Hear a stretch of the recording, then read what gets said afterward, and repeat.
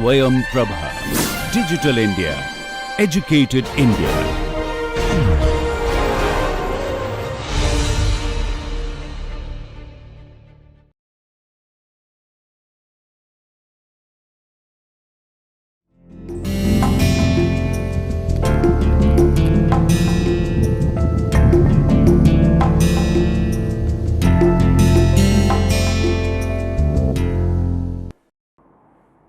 We are discussing scope of social policy.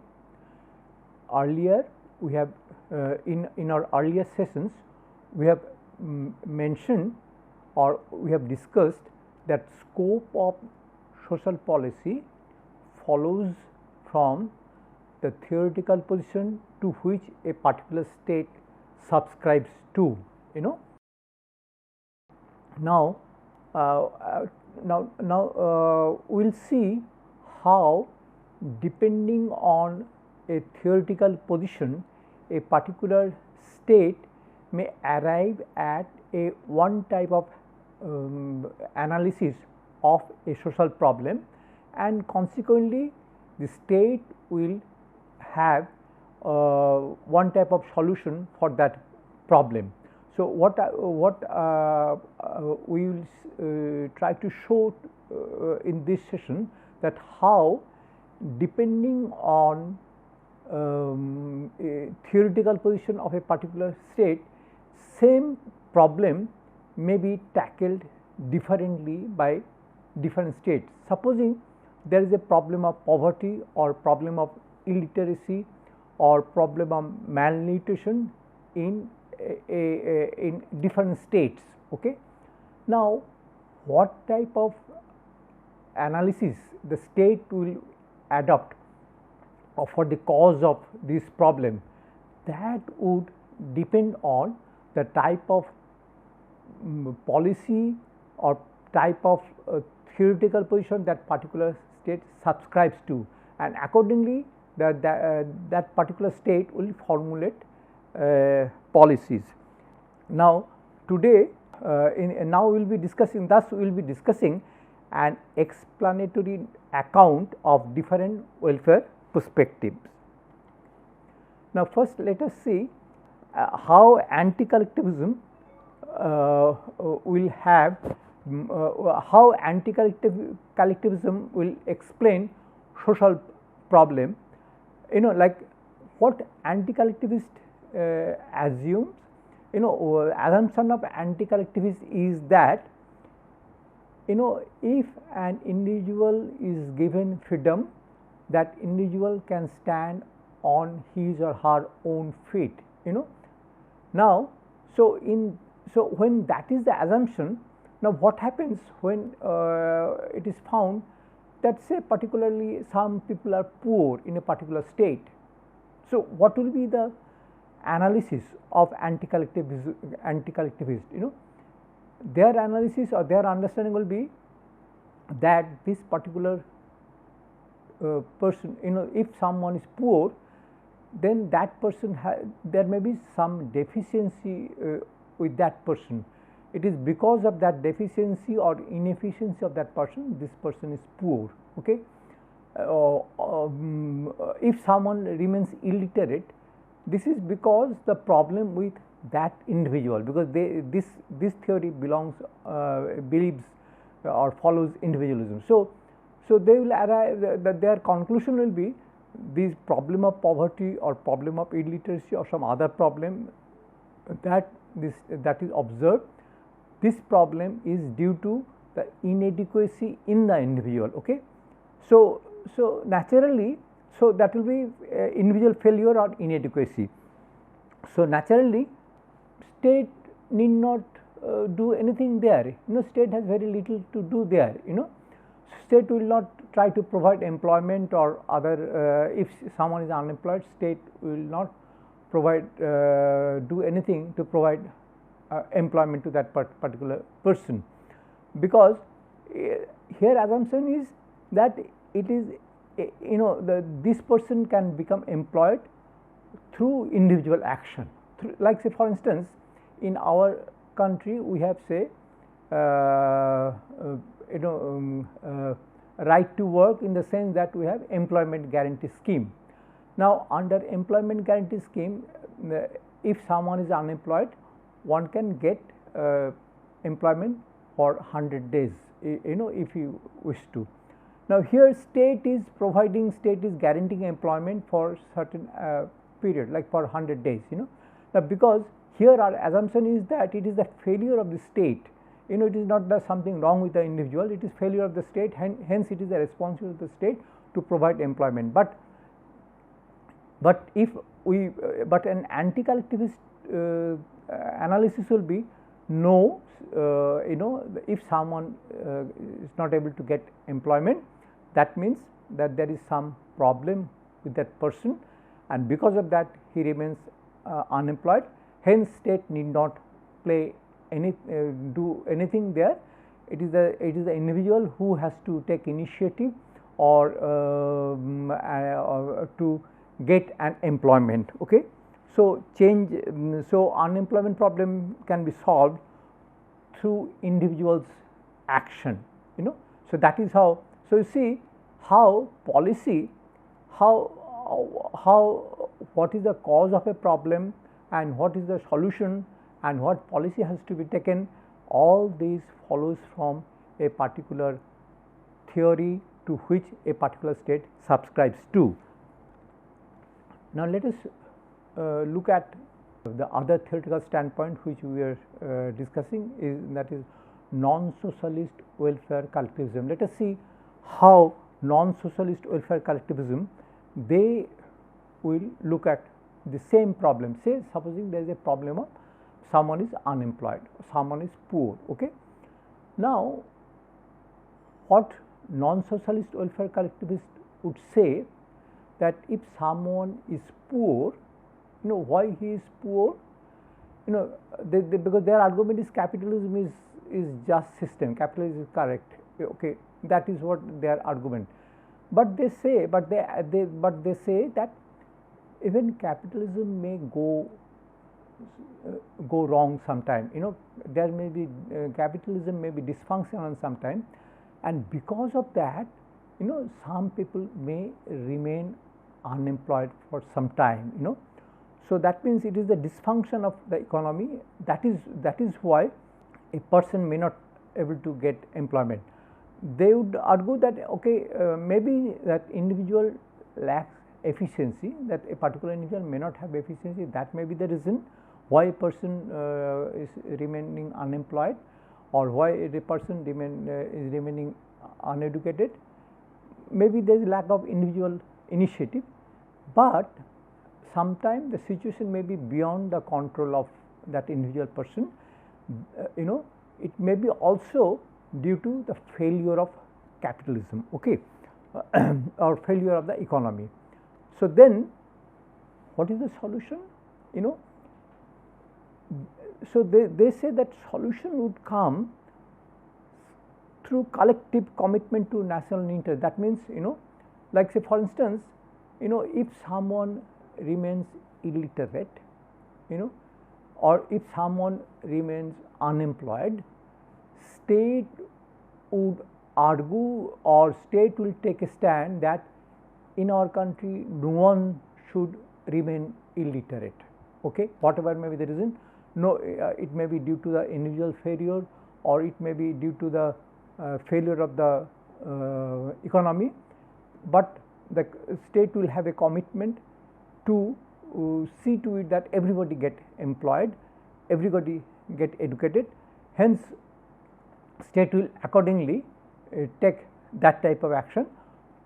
Through that type of action, they will state will try to tackle the problem of social problem that the state faces. Say maybe it may be a problem of unemployment, it may be a problem of illiteracy, etc. I am just taking the example of these two problems, And what is the method? Method is idealist. It is not ideal. Like the standpoint is that ideally the state accepts this idea that everybody, should get employment, everybody should be educated, and accordingly state to try to promote that idea. So, it is a method is idealist method, it is not structural or not individualistic, you know. Now the next theoretical position that we will be discussing, that we will look into, is the Fabian socialist. Okay, how Fabian socialist will explain social problem. What is the assumption of Fabian socialism? Fabian socialism, they say that capitalism itself is wrong. Capitalism creates lot of inequality in the society. Okay, and because capitalism results into some sort of inequality, some will be rich, some will be poor. So, poverty may result due to the inequality which follows from the functioning of capitalist economy. So, then if that is so, then what is the solution? Solution is in this, that we should try to do away with the inequality. Like Fabian socialist, they argue in favor of equality, equal opportunity to everybody. They said that we should try to set up a just society, and for them justice means equality. That means in general, often by justice we mean equality. So, the Fabian socialists would say that as capitalism sometimes or most of the time creates inequality, that is why maybe some people may not get employment, some people may remain poor, some people may remain illiterate. So, what is needed, how this problem can be solved, if we can do away with this inequality, and this may also result due to maladministration of the welfare state. Welfare state failed to solve this problem of unemployment, poverty, etc., etc. That is why the state, it is the responsibility of the state to see to it that everybody gets education, nobody remains hungry, etc., etc. So, here the responsibility is to the state. Now how state will do this? State will do this by fostering collectivist and moral values of equality, fraternity, and altruism. Actually, everybody should in this particular state, everybody should believe in the values of equality. You know, that is if state will try to promote the values of inequality, and when states can promote the values of inequality, state will be able to adapt that type of legislation and can formulate that type of policy. Like state will say, state would try to spread the values of equality, that everybody should get educated, everybody should get proper nutrition, etc., etc. And when state will try to propagate that, and when the majority of the citizens they feel that way, then it is possible, because what Fabian socialists does, they try to promote change in the society through legislation. So, then they will be able to pass a legislation and implement that. Like say for instance, Fabian socialists would say that actually equality is important. So, for promoting equality, we should have land redistribution. Okay, so that means if we want to that means we have to acquire land, those who have land above a particular ceiling which state decide. They should state will decide that no individual should have land more than a certain amount, and all those who have land above that amount, that land should be collected by the state and should be given to the landless, and some sort of inequality will come in the society. Now, for passing that type of legislation, majority of the people should believe in this type of values, then only state will be able to pass this type of legislation and implement that. And here also the method is idealist, because state believes in the, or Fabian socialists believe in the in the ideology of equality. They believe in the ideology of equality, and then they try to promote that ideology. Now let us look at radical social administration. How radical social administration will look at this type of look at various social problems, and what type of policy suggestion they would suggest. Radical social administration, what is their analysis? They say that what are the social problems that we have, the social problems are caused due to the economic structure of the society. Their analysis is that as there is inequality in the society, where some people have more property and some people have less property, etc., etc. Some people are rich, some people are poor, or in the or the type of economic structure that we have, which is characterized by inequality. That is why we have this problem. Okay. So what has to be done? They would say that firstly we have to change the structure. So change the structure, that means the type of distribution of property that we have, that has to be changed. That those who have more property, that has to be collected by the state by maybe through legislation, like through radical state action.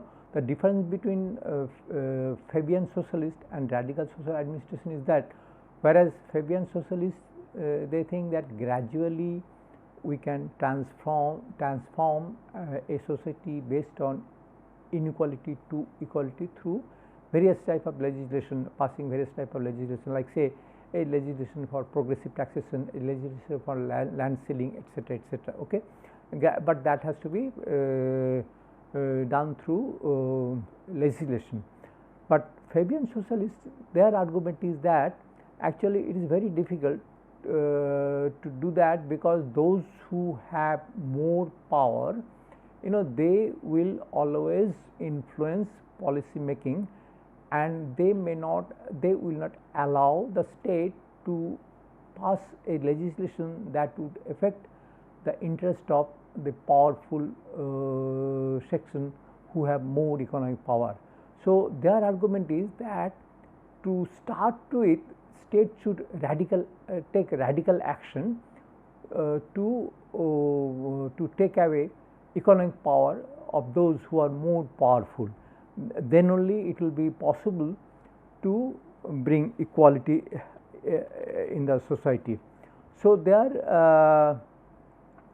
method is idealist, and as also as structuralist, because they believe in a structural analysis. They say that structure of the society or economic distribution, economic or property distribution in the society has to be changed to start with. That is important. And they also believe in idealism, because they say that people should agree that we should have a society based on equality, and which can be done through radical state action. Okay. So they believe in idealist, their method is idealist as well as structuralist. Accordingly, they will formulate policy for solving this problem of inequality, or problem of poverty, problem of illiteracy, etc. So whatever problem that we have. Now let us look at political economy of welfare. Now political economy of welfare, how political economy of welfare will look at, or in other words the Marxist analysis, how they look at this problem. Okay. They say the problem that we have in the society is due to the conflicting interest between the working class needs and capitalist needs. The capitalist class, according to the Marxist analysis or political economy of welfare analysis, the capitalist class will always try to maximize profit. Now, how they will maximize profit? They will try to maximize profit by misappropriating the surplus value which is produced by the workers. Okay. So, goal of capitalist class is to profit maximization. Okay. On the other hand, the working class, those who are exploited, they will become organized and they will try to get more wages that they claim due to them, because according to their analysis that they produce the surplus value and it is the capitalist class which is misappropriating the surplus value. So, they should get their due, and accordingly the working class will organize and they will start or they will engage in class struggle in claiming higher higher wages, higher payment for the work they do. So, there will be constant conflict, and whatever problem that will have in a particular society, it would depends on the progress of class struggle. Like say for instance, if working class become more successful in asserting their rights, they will get better terms and conditions in the work. So, there will be less poverty. But if capitalist class is more powerful, they will be able to give less to the workers, hence there may be more problem of poverty, illiteracy, etc., etc. So, according to their analysis, that whatever problem that we have, it depends on the class struggle. Now, how change can be according to their analysis, how we can bring a change? Change can be affected by class struggles to change economic production resulting from conflict between capital and labor. Okay. Now, actually, so they say that actually the change will come through class struggle, like it is through like they will say that if workers are given more power, if workers are more organized, they will be able to better their economic condition, and that is what is the solution. So, change will come only through class struggle. And what is the method they talk about? Their method is structuralist as well as materialist. In this analysis, they believe that whatever happens in the society or whatever structure, whatever is the economic mode of production, that determines everything. That means they say that so long as capitalist class has more economic power, workers will not be able to have better terms and conditions, better quality of life. Okay. So, what is required that actually progress of class struggle, so that structure of the society is changed. So, they say ultimately through class struggle the structure of the society has to be changed, then only social problem can be solved. So this will come through, so change will come through class struggle. Okay. Now, actually what we did so far, like what we are doing, we were discussing in the last few sessions, we were discussing the scope of social policy. Okay. Now, while discussing the scope of social policy, we have said that scope of social policy depends on a theoretical position to which a particular state subscribes to. Okay. Now, whatever the problem are there in the society at a particular point of time, now those problems, what has caused those problems, what is the solution of that problem, what type of policy we should adopt for solving this problem, all these will follow from the political understanding of a particular state at that point of time. And here it is important to I would like to mention that actually it is not that throughout state will have a same political position. A state may have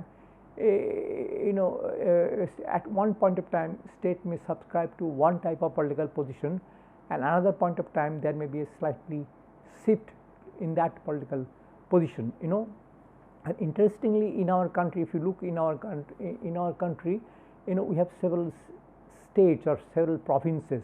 Okay, now in several provinces there are various political parties are in power. Okay? Now what happens, depending on the political party which comes to power, they will take a type of policy to solve the problem of inequality or solve the problem of poverty, etc., etc. Like for instance, let me give one example. Like for instance, in the state of West Bengal, for instance, there was a left front government for quite some time. Okay, now when left front government was there in the state of West Bengal, now what was their approach in solving the problem of poverty? Like you'd see that some of the solution or some of the policies that they formulated, those policies followed from say some sort of Marxist analysis. Like for example, what they say, the one policy standpoint, they took the land to the tiller. As you know, in our country,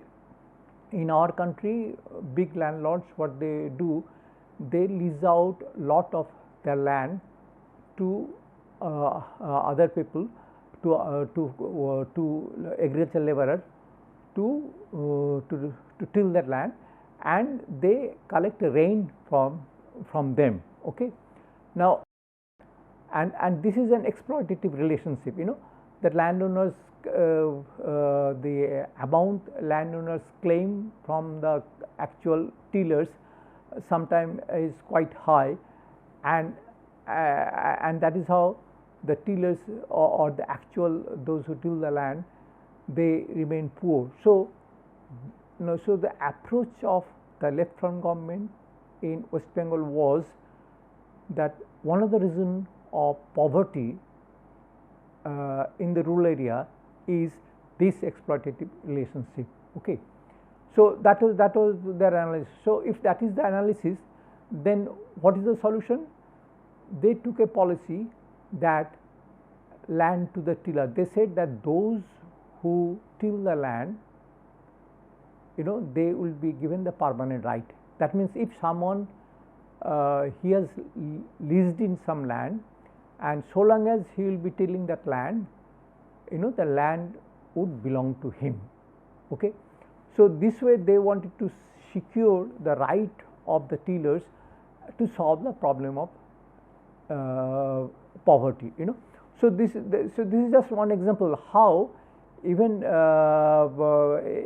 and this was also the case in a state like Kerala, where there was a left front government for some time. So you see, but this may not be this type of approach may not be followed by some other states, because those states may have some other political party which may subscribe to a different type of ideology, which is not a Marxist ideology. So they will have some other type of solution for poverty. Like say for example, now central government has taken a policy of employment guarantee for solving the problem of poverty. So that is from another, the assumption is that here the state failed to provide employment to the agricultural laborers or to the poor. Hence it is the responsibility of the state to provide that employment. Hence thus poor people can ask for employment, and it will be duty of the state to provide them that employment. So you see,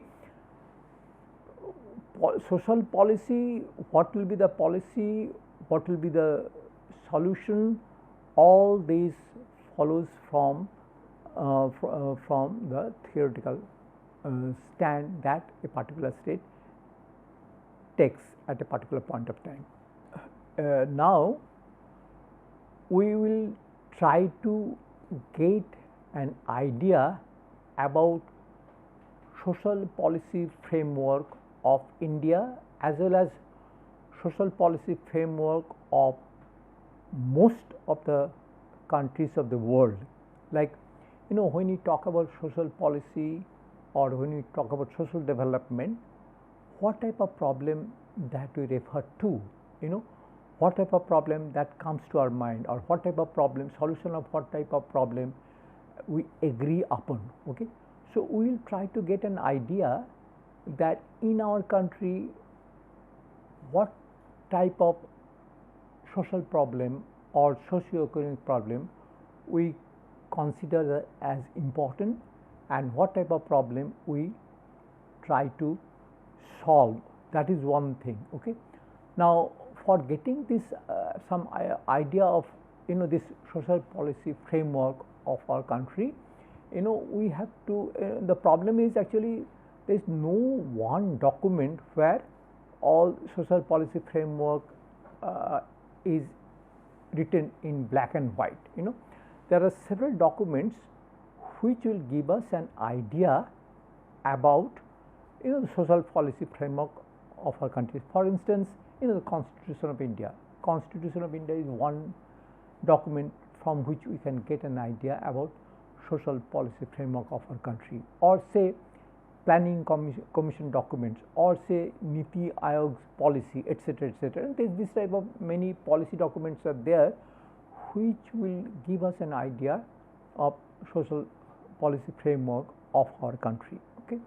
Now, it is not possible for us to look into all these documents. So, what I'll do, I'll just refer to some important part of from this document. For example, I will discuss the directive principles of state policy from our constitution, and from that we will try to get an idea about what social policy framework we have tried to follow in our country. What is the social policy framework of our country?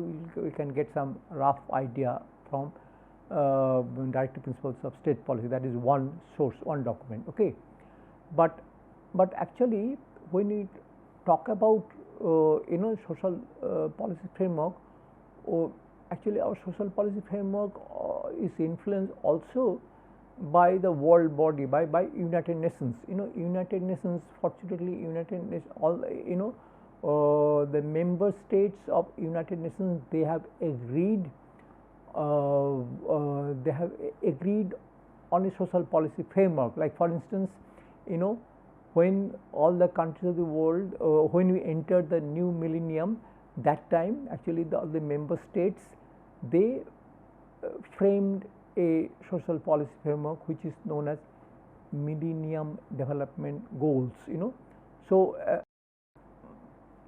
countries of the world, they agreed on certain goals which all member states should try to attain, and actually it was said that time that by 2015 all the countries of the world should try to attain these goals.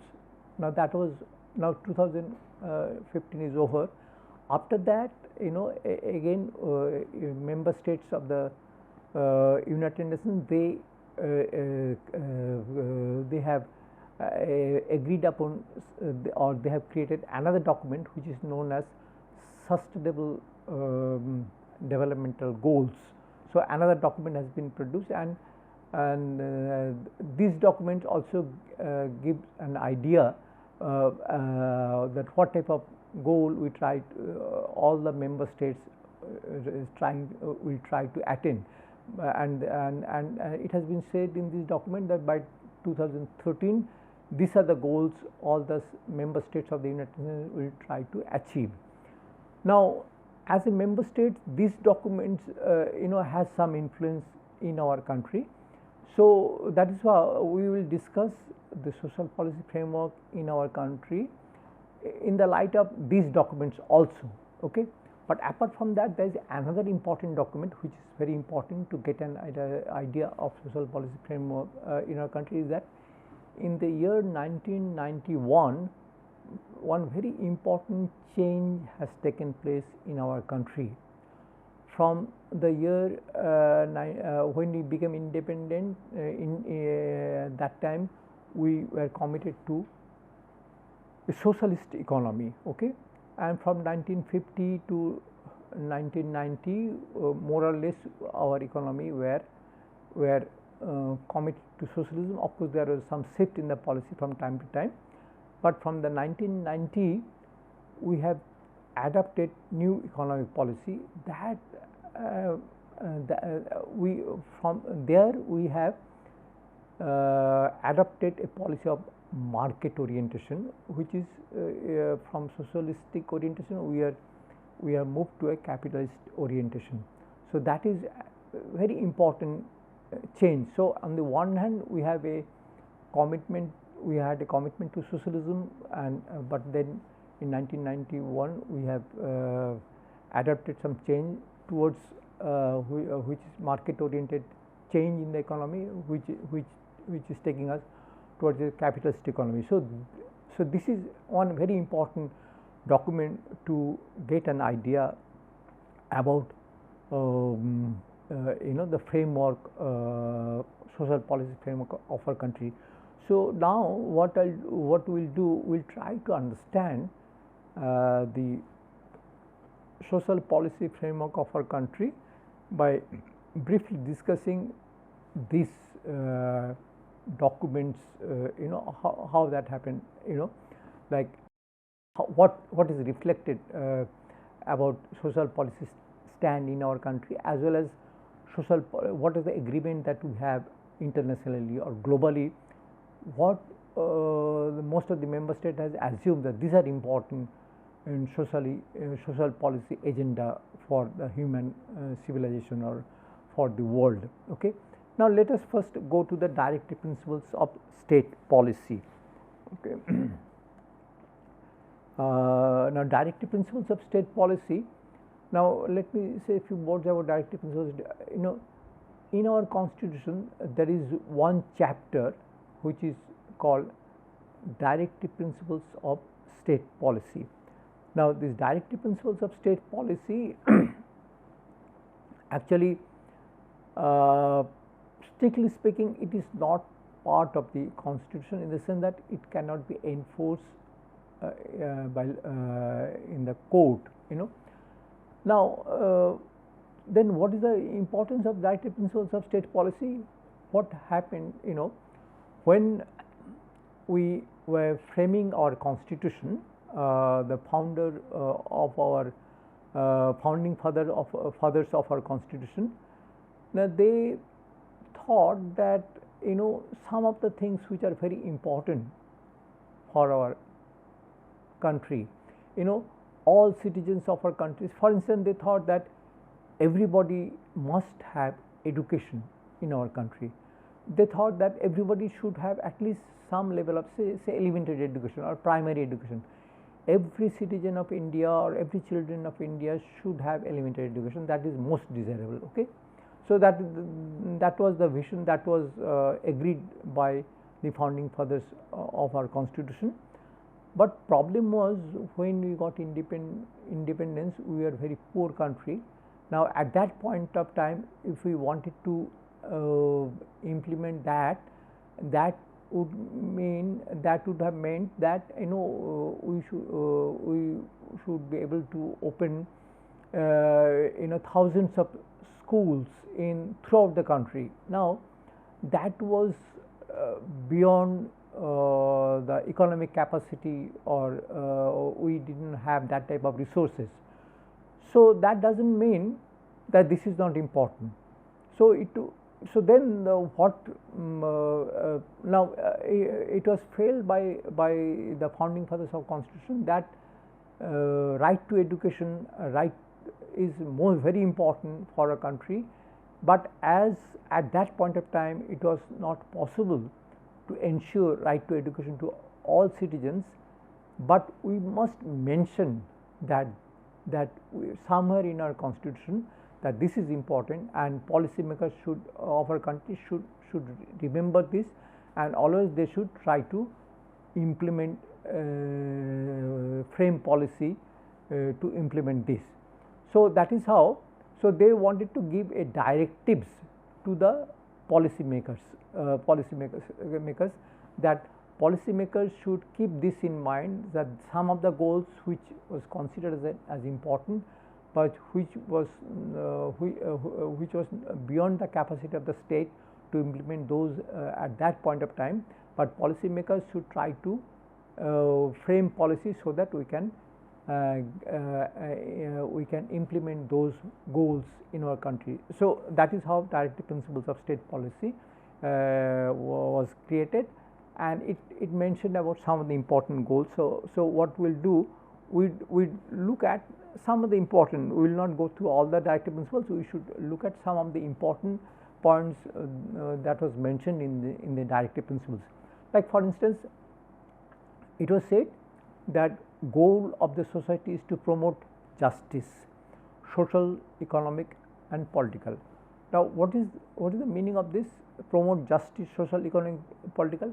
By justice it was meant that to promote equality. That means states should try to promote social, economic and political equality for everybody or every citizen of our country. Okay, that was one thing it was thought is very important. States should try to do that, and that was the directives were given to the policymakers. Then another directives we have in the directive principles of state policy is the ownership and control of the material resources to subserve common good. That means actually material resources were maybe owned privately, and when huge material resources are owned privately, then it may not serve the interest of the society. If it is owned privately, huge material resources are owned privately, it will serve the private interest. Okay, so it was said that ownership and control of material resources should, that should serve common good. Okay, like for instance, we had some parts of our country something called a zamindari system. Now under zamindari system, the zamindars or a type of land, they had all control over land, and they used to collect rent from that land, and they used to own the fruits of the labor of the farmers, and they used to collect that rent, and they used to that was used in their interest. So that was not serving common good. Hence after independence we state formulated policy whereby zamindari system was abolished, and that was one of the that was in line with the directives of to use material resources or for the interest of the common good. Then similarly it is mentioned in the directive that concentration of wealth to be prevented.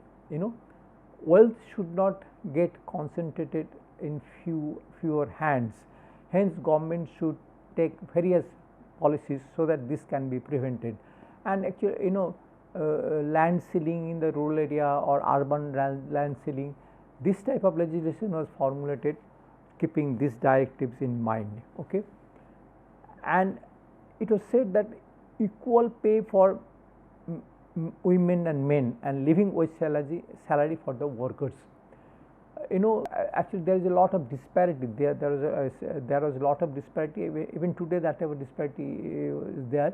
Wages among men and women, usually men get higher wages than women for the similar type of work, or sometimes the type of wage that is given to the workers which is not enough for maintaining their existence or day to day life. So it was said that actually the two things has to be done. Firstly, states policies should be framed so that men and women get equal wage for same work or equal work. Okay, and living wage to the workers, and that is how we have following that directives, we have something called Minimum Wage Act, that minimum some amount of wage has to be given to all workers. This is actually this has been done following this type of directives. Securing right to work, unemployment, old age, sickness assistance, securing human condition of work. It was thought that everybody should have right to work. Everybody should have right to work. Now, at that point of time, we got independence. It was not possible to ensure employment to everybody. So, nobody should remain unemployed. Or secondly, in old age, people should get some sort of assistance. When someone is sick, someone should get some sort of assistance. And working condition, workers should get better working condition in the work. Okay. Now, this is one important directives given to the policymakers, that policymakers should try to see that no one remain unemployed. Everybody should have some sort of security or right to work. So now you will find in our country we have employment guarantee scheme, which is to some extent has ensured employment for at least 100 days to those who remain unemployed or unemployed poor. Similarly, we have some schemes for giving pension for the old age, even to the agricultural laborers or things like that. And there are many attempts made to secure human condition, to improve working condition. So these were the directives which were given to the policymakers, and actually policymakers though it took long time, but policymakers are framing policy to implement or promote some of these directive principles. Okay. Now, another directive was free and compulsory education until age 14 years. As I mentioned, that it was felt by the policymakers that everybody should get education up to certain level. Up to certain minimum level, everybody must have some education. So, and that should be free and compulsory. The state should be able to provide education. So, we have Right to Education Act, though that's been passed recently, though it is not properly implemented, but actually this is in the tune of following the directives that was suggested when our constitution was framed. Promote educational and economic interest of the weaker sections. In our country, there are many disadvantaged sections in the society. So it was said that actually states should try to promote educational and economic interest of the weaker sections, and accordingly state has framed various policies keeping these directives in mind. And to improve the level of level of nutrition and improve public health, that was health is another area. Apart from education, health is another area where policymakers should do something. And organizing village panchayats, like it was mentioned in the constitution that village panchayat should be organized, and that is being done mostly in our country. So, what are the some major areas or main areas covered in the directives? One is equality, another is security of work, and another is education, and another is health and self-governance. Directives cover there are several directive principles of state policy. If we go through all these policies, the major points that emerge are this, that firstly, founders of our constitution, they thought having equality is very important. Everybody should there should be equality of opportunity in our country, and everybody should have some sort of security of work, or people should get employment, or people have some sort of security of work. Now, everybody should have access to education, which should be provided by the state, and everybody should get should be able to maintain proper health. They should get nutritious food, they should get proper treatment, and we should try to promote self governance. Okay. So, this is the these are the directive principles of state policy, and this document give us some idea about the social framework of social policy in our country. With this, we conclude this session. Thank you.